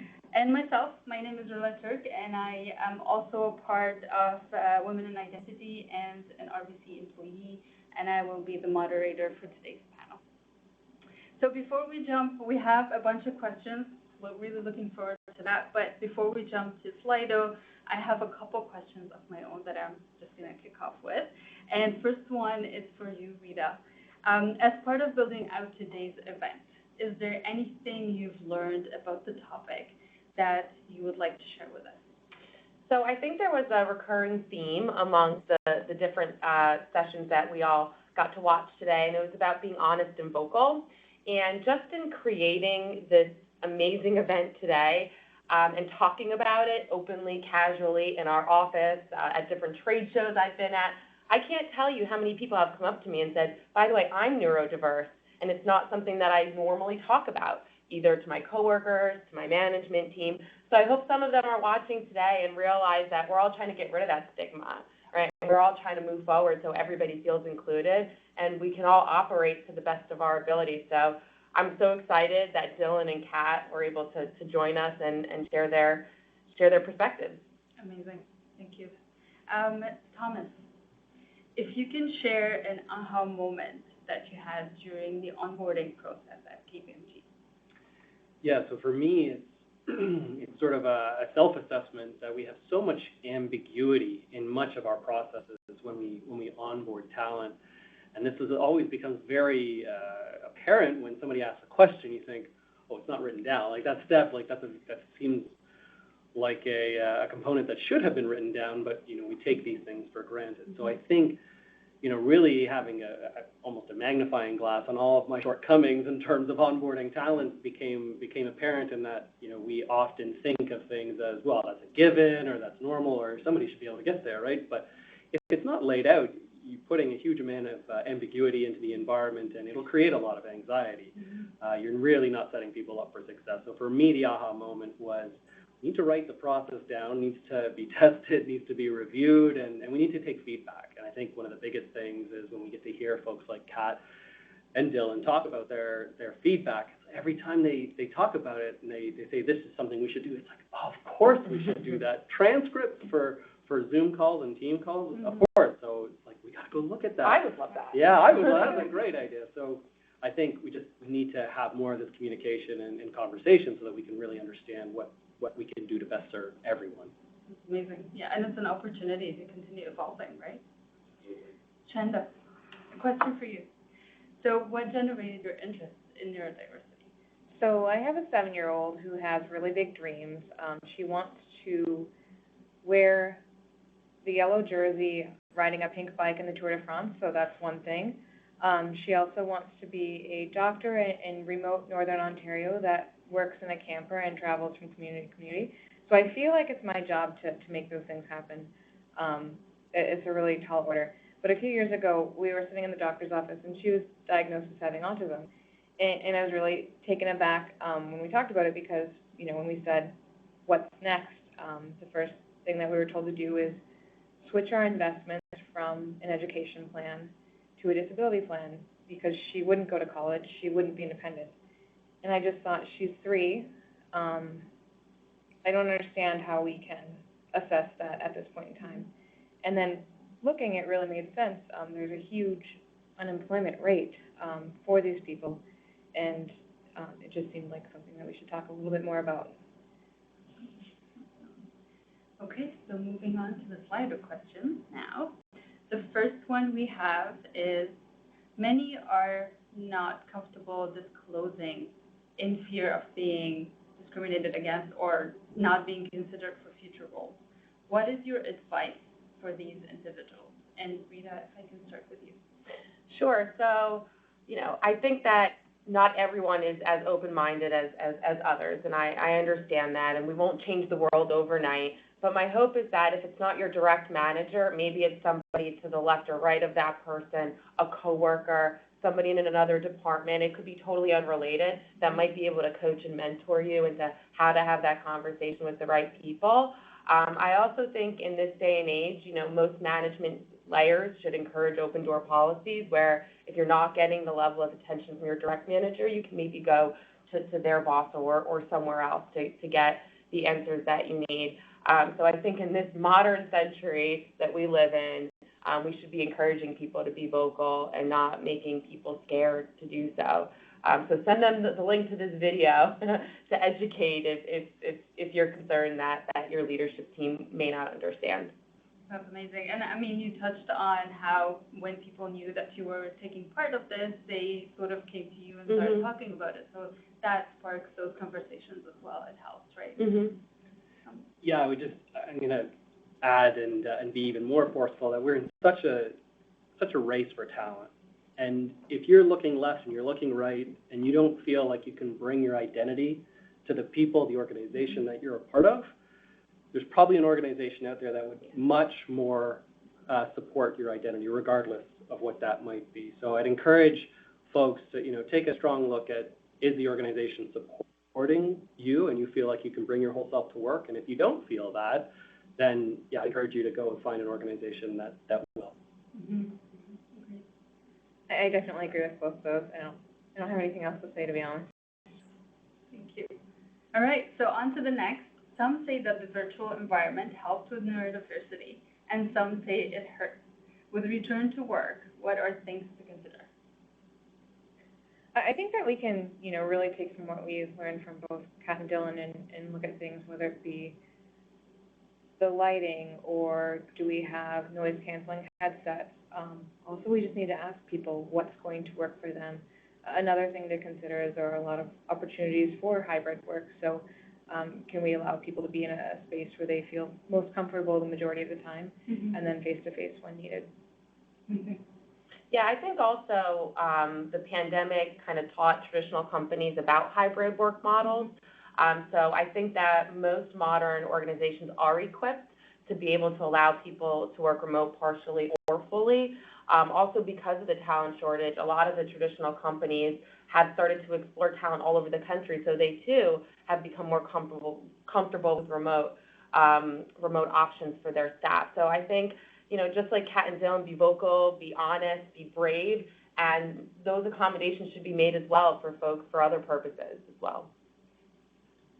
And I would say that the thing I'm probably most concerned about as we come back is we accidentally create a two-class system of those that come to the office and those that work from home. I think what we need to focus on is how do we help everybody be their best selves, their most successful? Is that from home or is that in the office? Some people are desperate to come back to the office. Some are not. And so I think, that conversation continuing in terms of how do you bring your best self, those productivity discussions and enabling those, but making sure that the communication in whatever way folks best communicate is kept up so that everybody still feels like they're part of that community, part of that team, whether they're in or outside the office. Agreed. And Dylan, I believe, touched on the fact that you can ask, what do you need, right? So how can I help you? And then that enables the leaders to assist. All right, next question is, in November, you spoke to some quick win accommodations. Can you think of anything new as our workplaces evolve to a hybrid environment? Some of the things that I can think of might be around not necessarily autism, but other types of neurodivergence, such as ADHD. So if you take, the average person, like, I do feel better if I go for a walk at lunch or something like that. Like, I can think clearer if I do that. If you take somebody who has a different level of energy needs and providing them with that chance to take away and take a break, I think that there's just a different level of productivity that we can find. And I think that's something that we've all gotten a little bit better at, is creating our own guidelines. I think before we weren't necessarily as open to telling people what we need. Mm-hmm. Anything else? Yeah, I'm just grateful we have trailblazers like the folks on the call that can teach us and educate us. Like when I was preparing for our recorded session, Kat said, "Thank you for creating an agenda." And I'm like, "What do you mean, thank you for creating an agenda?" And she's like, "Oftentimes when you do these recordings or interviews, you don't know the questions ahead of time, or you haven't been able to rehearse them, or you don't know who's going to ask or where to look. And just having those 1 or 2 extra sessions made everyone comfortable, myself, Kira, and Kat. So again, it's just like those little things. And when people are remote, there's that added level, especially when everybody else is in person. So I think just being very conscious and being aware of who's on calls and who's remote, et cetera, I think that's going to go a long way as well. And the impact of the small things, right? Yeah, and these improvements can come fast and immediate. I just sitting here listening to these conversations and Rita, your panel with Kat, and talking about the audio processing disorder was just like well, of course, but it's not just the neurodivergent that might want a transcript of these things as we discussed. It's like, well, wouldn't we all, just to make sure we interpreted the conversation properly. And I think it just changes so fast. And as Kat said, if you meet one person, that's just one person you've met. And so we need to gather as much information as we can from as many people as possible and then share it, like we do here with each other, so that we can all gain the benefit of it. Yeah, what was interesting too is, some of the examples that we heard today where I saw all of us looking at each other and being like, oh, that would be actually a nice preference. Maybe not a requirement for everybody, but maybe a preference. So instead of maybe singling out people and saying this person needs that or this, instead just making it available for everyone. Like, I'll have a bin with tons of noise canceling headphones and let people grab them or reserve them. Or the tinted panels over the lights. I think it's a great idea. I would like to even have some color fun with it, right? Different themes, different months, different whatever. Like, have them available in stock in your little supply closet for everybody, and that way nobody has to feel singled out about it. And then it just kind of becomes part of your day-to-day. So those are little things we're going to start doing, and I think we're going to have fun with it, too. Yep. And just, I always go back to Dylan's point, because mentioned that we will get to a point where we won't need a specific, specific initiative or specific way of it. It's just going to be part of the day-to-day. That's just what it is. Totally agree. The other question we have up next is, some say that the virtual environment, oh, no, we went through that, so not this one, the next. What are some hybrid jobs which would be good for neurodiverse individuals, and what can we do to enter the space if we are neurodiverse? That's a good one. That is a good one. I'll start. So in terms of what we've seen as being high success rate, but I would say, everybody's got an opportunity for any job. There's not necessarily ones that are better than others, but you heard a little bit about programming. We definitely see some talent inside penetration testing and ethical hacking, mathematics, pattern recognition, research, phenomenal research capabilities. So I would say it's across the board. It's more for us to understand how to unlock talent, but there are areas which are more mature, better defined, and have better processes outlined, where we can, get that 140% productivity that Kat was talking about and totally lights out. So I think Kat's threat analytics background is very well suited, just as an example. To add to that, also, somebody else that came to me and divulged that they're also neurodiverse, they brought up job postings, and they said, a lot of companies avoid describing a job as having any repetitive tasks because people or recruiters or hirers are scared that might actually make people not want the job because they'll feel that it's too boring or the same thing every day. But there are plenty of neurodiverse talent out there that actually prefer repetitiveness and want to be able to do the same thing and get better at it and faster at it and track themselves over and over again. So there are so many things that we do all the time in our world that could be manual or repetitive. And why not advertise that to allow select pools of folks that want those kind of roles to raise their hands and say, you know, this is like perfect for me, where we're sitting here thinking, oh, we shouldn't put that in a job posting because it might actually sway people away from us. So little things like that were just mind-blowing to me to learn kind of throughout this whole process. Definitely, working it in numbers and dates and head counts and things like that, it's so important that we know what the values are at any given time and really understand what they are. So having somebody who's able to, you know, quickly recall these values is an extreme asset to the role. Maybe I'll just add about, you know, how would they go about finding these jobs?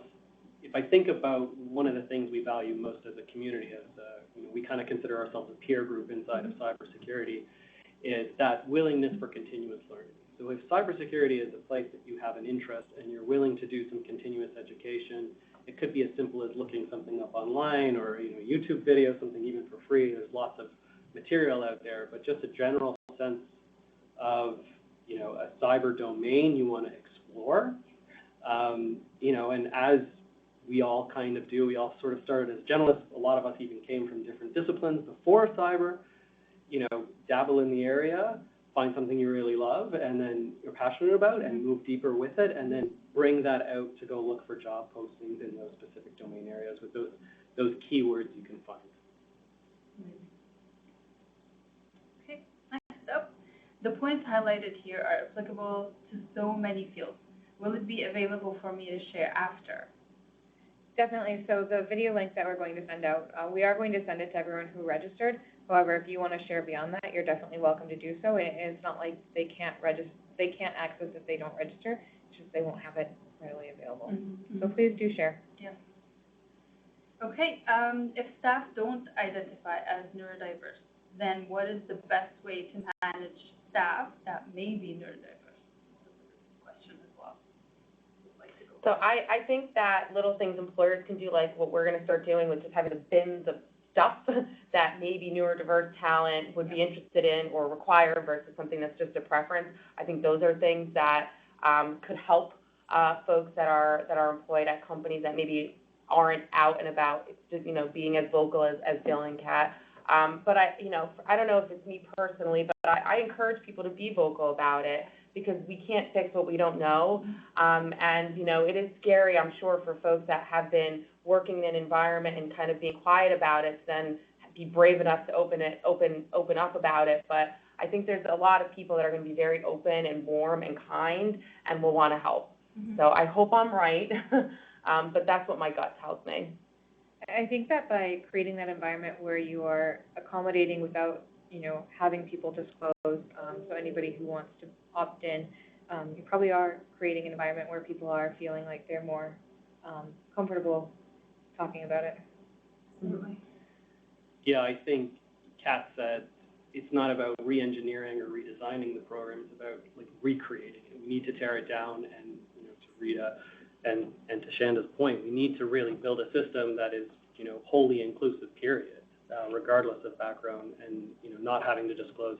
There's a lot of individuals that never get the neurodivergent diagnosis, or they get it very, very late, you know, and that might be for a number of reasons. And so a lot of folks, they don't know. Mm-hmm. I mean, how would you? Mm-hmm. And so I think to create an organization that, again, really focuses on productivity of the individual human is really what we need to focus on. Yep, and having that psychologically safe environment where they can speak up regardless of what the challenge is, so we can help them out, right? Yeah, and I guess I just want to say something that I think is really important, which is we're going to make mistakes. We're going to say the wrong thing from time to time. Yeah. Like, we're learning, and it's a long journey, and the best thing we can do is give each other feedback and help each other, not tear each other down or say somebody said something wrong or did something wrong. Like, we're in this together, and we need to just get better, and the best way to get better is through feedback and development. So true. Really great. Next question. What are some questions I could ask as an interviewer to help make interviewees more comfortable if they are neurodiverse? This is the onboarding experience. Yeah, it's a tricky one, because I would almost say, like, an interview itself might be a challenge for an individual. Yeah. And so you need to sort of look at your hiring practices and decide, you know, are we going about this the right way to attract, you know, and retain the talent. I've done a lot of job postings where there's a number of questions that are written out ahead of time. They are sent, and then they respond by text. There's never a face-to-face interview, so I never actually meet the person face-to-face or through a phone conversation. I read the responses, and we talked about this over the years with Women in Identity. We remove all the bias. We take the names out, take any kind of cultural background out. There's services where we try to pull all that stuff out naturally so that we don't see it. So we're really just looking at the answers to our questions from the individuals, and that's sufficient for what we're trying to do. And you need to understand whether that's the right thing inside your organization for the role you have. But really looking at those practices and deciding, do I really understand the talent and how I'm going to gain access to the talent and what I'm asking of that talent? And can we change the way, again, to Kat's point, can we change the way we go about our recruiting process to not have these components in place? But, even Rita, you mentioned the fact of giving the agenda ahead of time. If somebody is armed with the questions, they can at least rehearse at the very minimum. Yeah. And if we all want the person at the other side that's being interviewed to answer it correctly, why do we try to stump people in interviews? It's silly if you think about it, right? Why not tell them, hey, here are the things that I'm interested in learning. Are you interested in this space as well? Like, why do we shy away from that? So I think this actually helped me kind of think about just interviews in general, which I thought was interesting. And then to go back to your question, I was driving my car, and there was an advertisement it was a big company, and it was about job postings, right? And they talked about what they were looking for, and then at the very end, they said, and if you need an accommodation, please email accommodations@company-name.com, and they kind of listed a bunch of stuff out, and I'm like, maybe I didn't notice it before, and maybe just because we had this event coming up, it caught my attention, but I'm like, even on a radio ad, people are starting to say, like, hey, we get it. Like, if you want an accommodation, if you need this, if this is going to make you more comfortable, just tell us. So I think we should all just start putting that little sentence at the end of our job postings. If you need an accommodation, send a note to blah, blah, blah, or vocally or whatever. And again, it makes the other person just feel comfortable, and then the interviewer maybe has a little bit of a heads up, and because it's possible they're just not as aware as we are now.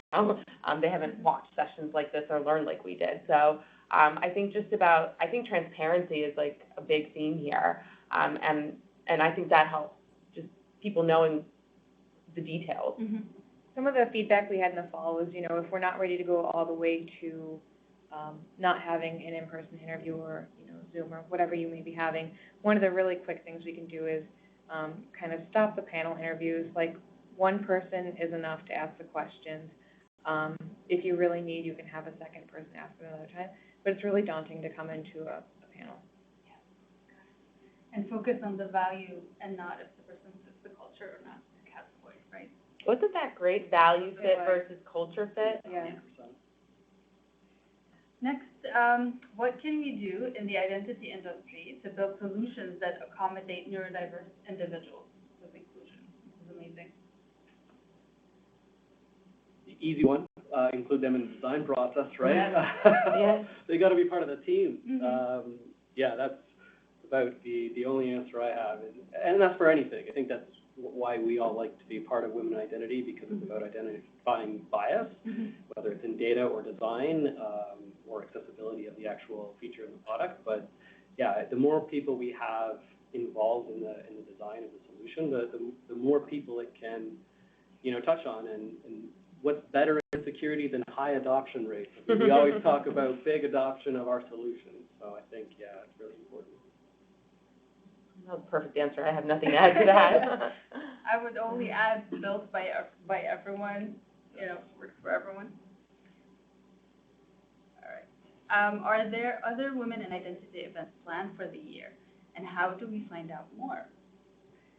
Definitely. So we're at a lot of industry events. So I think that actually next week, Rola and Melissa will be at Neurodiverse. So it's big. If you're going to be there, look for them. They're each on a panel. Another thing that we have coming up is Collision. So if you're in Toronto at Collision, stop by. And then after that, we're going to be circling back to figure out what we're going to tackle next. Looking forward to it. Send ideas if you have them. Yeah. Thank you for doing this event. I've learned so much. Will it be available to watch, and if so, where? Yeah. Definitely. So we're going to send out the link to everyone that registered, and then, feel free to post it, share it, like it, but definitely feel free to push it further out into the universe. How did you get educated on neurodiversity? Were there any books or educational materials? So for me, online, the first thing you can do is search online. And coming from the standpoint that I was in, online can actually be a very daunting place to go. So I wouldn't recommend that. But one of the things in the neurodiverse community is the people are second to none in their willingness to give back and to share their experiences. And, as everyone has mentioned, no two experiences are going to be the same, but it's a community where if they can truly help you by providing their own experience, which may even be deeply personal, they'll let you know everything that they've gone through. So it's really fantastic. Yeah, and I would say I learned a lot by doing this, by just talking, not necessarily formal training, but just having conversations, telling people about this event that I was personally preparing for, working on the agenda with Kat, just all of the above, and having fun with it too. I felt like because we were very kind of casual about it, that's what made people feel comfortable to also talk about it. Mm-hmm. If you're a little bit buttoned up and you're a little bit cold, it's going to create an environment where people might be a little bit nervous or have trepidation to open up. But if you're smiling and you're happy and you're open, I think that just creates an environment where people just feel comfortable naturally. Mm-hmm. Mm-hmm. There's a book that I love called The Reason I Jump, and it's very easy read. It's very powerful. What was it called? The Reason I Jump, and it's essentially the book is by a nonverbal child, and it's supported by two authors that have the information from them through written and through computer. But it's just such a powerful book because it's from the heart and soul of the individual. And again, one person is one person, but I think reading that provides a very unique insight for someone who is, I consider myself neurotypical. So there was so many aha moments. I think I've reread the book six or 10 times, and it's just it's very powerful and insightful. This is a book where you're going to pick it up and say, I'm going to read this, and then I'm going to pass it on. And then you get to the end and you're like, actually, I'm going to keep it for myself, and I'm going to buy another one to pass on. It's really fantastic, but definitely keep passing it on. We'll have to definitely read that book. I haven't read it yet. If I can add, I think also being a leader and having the opportunity to empower people and being curious on how do I support them the best way is one way, like one reason why I was more curious about the topic as well, and I sort of educated myself. Okay. So I think I skipped the question by accident. I apologize. To Thomas's point, can the questions be added to the Women in Identity job board for the postings to accommodate neurodiverse candidates? We can definitely take that back to the team, and I know that they love the feedback. We've already had some pretty big changes just based on feedback from our previous events. For example, in February or March 2020, we introduced age to the group of things that we look out for. Make sure we do it. Okay, next, how can organizations get better at supporting neurodiverse talent and educate their people on this more? I think that in addition to being open, as we've discussed, bring in some professionals for training, learn from people who have gone through it, who have developed things and can help you understand, and it's probably the best way to go about it. Wholeheartedly agree, yeah. Okay, next, advice for organizations that currently do not have an ERG, so that's the employee group, related to neurodiversity and how to jumpstart these support initiatives or programs internally. If your manager isn't aware, definitely reach out to HR. So I think that there are tons of ERGs, and we're always looking for how we can support different people. So it's a really great opportunity. And you can be the leader. You can be the one that influences the change for other people. Yeah, and listen, our company's not as big as RBC, right? So we don't have tons and tons of these groups. But let me tell you, we have a snack committee and we have all these other committees. And, those are a little bit more fun. And, but people raised their hand and said, I want to participate and this is what I want to do. And we have all sorts of other ones that are, a mishmash of work-related and not work-related. So I would say, obviously talk to HR, but raise your hand and say, hey, even if it's just me, myself, and I to start, I'd like to have a committee. And then you never know, maybe somebody else will raise their hand and say, I'd like to join. So, and then there's always organizations like us that are interested in talking to these folks to get them to be vocal and start publishing this and getting the word out. Just like Kat mentioned, she decided to go on LinkedIn and be vocal about it. So all of those things, including actual committees, are very valuable. Yeah, I love that, Rita. I think really, if you don't have a program or you're not aware of the program internally, you reach out and it's not there, go to an organization or call on an organization that you think has one and ask for their material. I mean, we're not looking to keep this stuff secret. We want it out there. So if somebody wanted to reach out to me and say, tell us more about your program, I'd happily disclose what we're doing to support. I think this is an area where we really shouldn't compete on. Of course, we're competing for talent. There's lots of ways to compete for talent, but we shouldn't be competing on inclusivity. Okay, next question. Inside in diversity and inclusion, there are so many areas of focus. What about neurodiversity that makes you so passionate about this space? I think that it's really great that, there's the social side, but there's also the business side that we can address. So it's great when we can bring these things together. And when we're going out, we're not saying, you should do this because it's great to be compassionate. We're saying, you should do this because there's an amazing pool of talent that can help you develop your business and really increase your bottom line.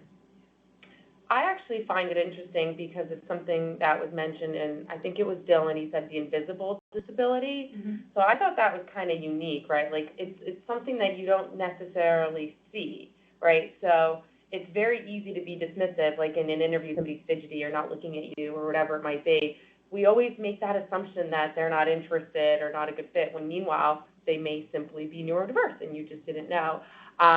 So that's what got me really interested. I don't want to make that mistake myself.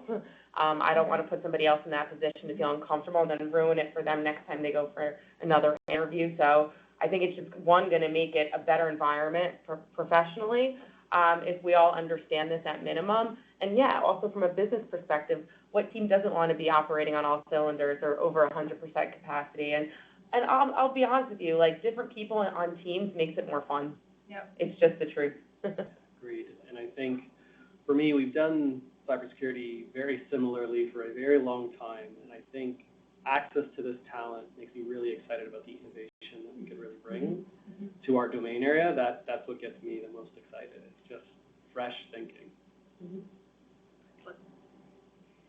It's difficult to do interviews being neurodiverse. How do we put ourselves in a better position? As it was mentioned, there are so many jobs out there. I honestly think it's just knowing that the person on the other side of the table needs accommodations, has preferences, or maybe if they're brave enough to raise their hand and say that they're neurodiverse, because then you kind of just go into it knowing that, that there might be that fidgetiness or something, and you don't think about it at all anymore because you recognize that that's not the qualities you're looking for. You're looking for value, you're looking for, skill sets or the ability to drive a goal, right? So I think that whole concept of being able to ask for those things and being more vocal, I think that's going to help in the interview process as well. And thinking that, if somebody is willing to disclose something and to ask you to consider it, they're going to be somebody that you can really rely on to provide their honest feedback going forward and help you drive in a new direction. Yeah, I totally agree with both of those. Those are great. I think long term we'll get to the point where we'll have a process that is inclusive of everybody.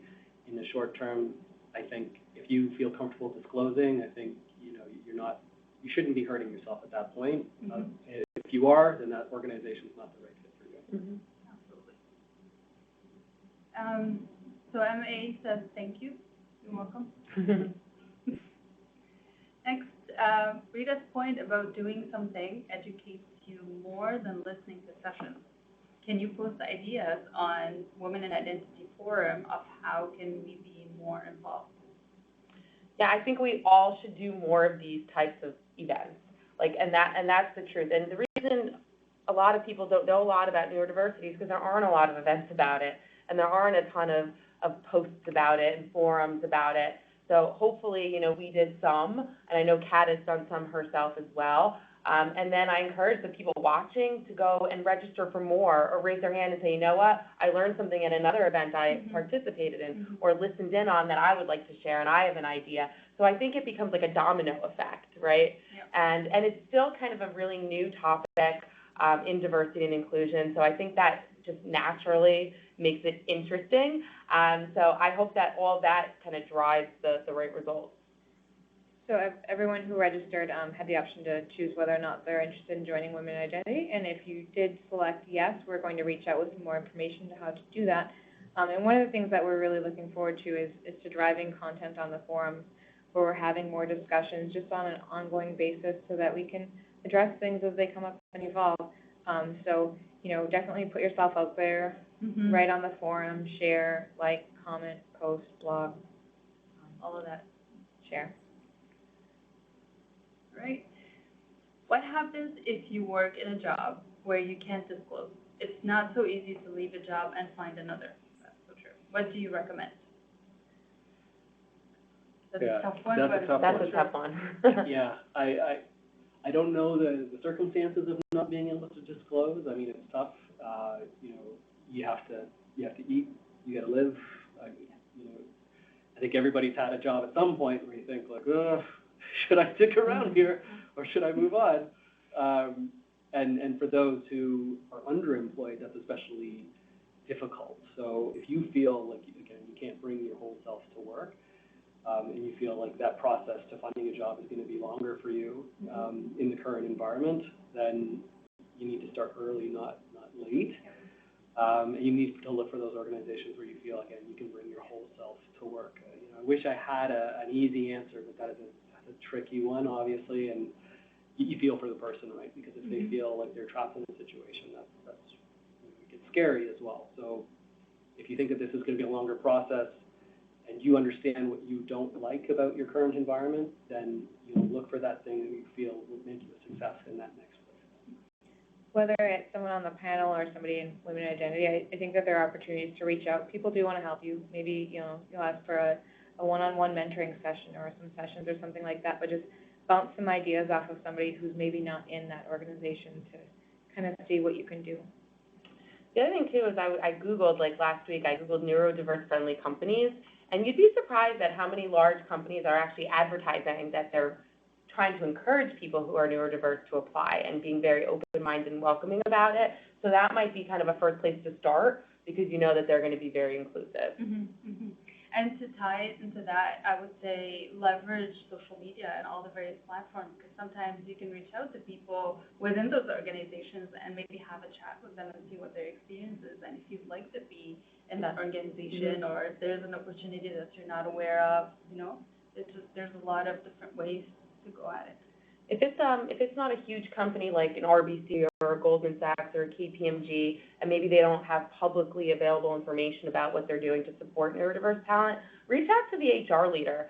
Don't assume that the person who runs cybersecurity at that company knows enough about neurodiversity to speak with any sort of education about it. But somebody in HR potentially can give you a little bit more information, can go talk to a hiring manager and say, hey, we don't have a formal program, but I'd like to try this.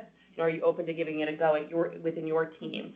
And that can start the conversation as well. Okay, so our next and last question. Women in Identity is a global organization. Have you seen differences across the globe with respect to organizations and neurodiversity? Well, I think the U.S. and Canada, both represented here, are supportive. I'm curious if either of you have experiences in other countries or other parts of the globe. I don't personally. I think, like most things, education awareness is very key. Different countries will work at different speeds, and sometimes it's more, people are more aware in those regions than others. It definitely differs, like anything globally. The important thing is to really try to bring, whichever country you're from, bring those teachings from the countries that are more advanced or those organizations that are more advanced to your own organization as a point of, like, let's be better. Mm-hmm. We have more questions. Great. Thank you. How do we become a sponsor for Women in Identity? We love that question. Yeah, certainly. Send me an email, Shanda, CHANDA, at womenidentity.org. And I can attest it's a very seamless process. Yes. That's amazing. Okay, next. Will there be any on-site events for Women in Identity soon? We enjoyed the first one a few years ago. We definitely want to host events. So we're looking into what is the event space that we can have and just making sure that we're following all of the local guidelines and regulations. But we definitely want our next big event, so just, likely 3 or 4 months out to be hybrid. So people who would like to attend in person can do so. And for those who feel more comfortable at home, for whatever reason, you can do that as well. Accommodating everybody. That's right. Great. And I like that the person who attended our first event is still watching the session. Yes. So that's a great sign. Thank you. All right. So that's all the questions we had. Thank you so much for, being part of this panel and for the awesome answers. And closing it off, thank you for everybody who attended the session today. We really hope that you took some great information and takeaways that will allow you to support your teams, more effectively. Thank you for spending these couple of hours with us. Take care, and we hope to see you at our next Women in Identity event. Thank you.